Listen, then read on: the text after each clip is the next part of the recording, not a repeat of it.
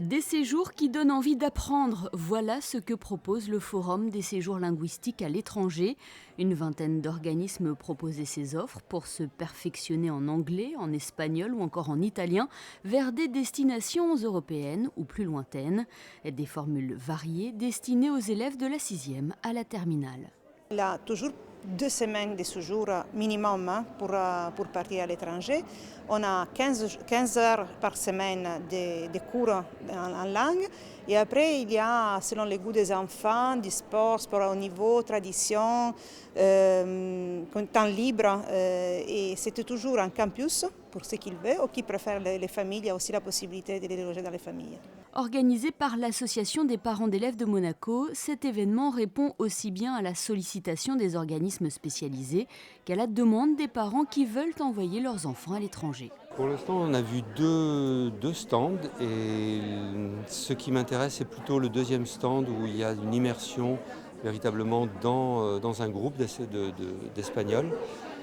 Mais j'attends d'en voir plus. On trouve ça très intéressant, et lui aussi. Ouais, votre papa parle de vacances, mais ça sera des vacances studieuses quand même.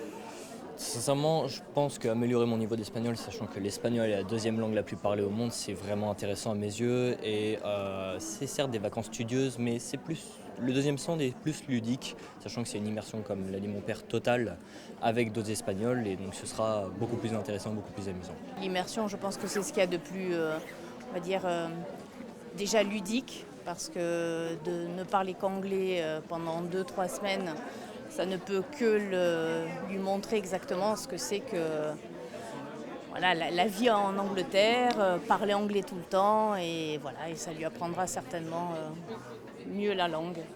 Et toi, ça te dit justement de partir à la découverte déjà d'un pays et puis d'une langue? Au départ, j'avais pas trop envie d'y aller, mais maintenant, ça me donne un peu plus envie parce que j'ai envie de m'y mettre en anglais pour pouvoir parler anglais, parce que c'est une langue quand même beaucoup parlée dans le monde, alors j'aimerais bien la parler. Je pense que même s'ils ont un bon niveau à Monaco, à l'école, je veux dire, les cours sont très bien, mais il n'y a rien de mieux que de se rendre sur place, de se retrouver immergé dans une famille, de ne pas savoir parler et ne pas pouvoir se débrouiller si on ne sait pas parler. Donc on fait des progrès très grands en allant sur place dans les familles en Angleterre ou aux États-Unis. Puis ça permet également de voir un peu comment les gens vivent. Et toi, qu'est-ce que tu recherches dans ce stage à l'étranger, on va dire? Déjà voir un peu du pays et puis quand même apprendre l'anglais parce que c'est aussi le but.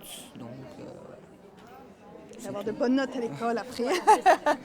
L'Angleterre, l'Espagne, le Canada, les États-Unis ou encore l'Irlande font partie des destinations proposées pour des vacances studieuses. Au fil des années, ce type de séjour linguistique est devenu de plus en plus fréquent, une manière ludique de progresser rapidement en langue étrangère.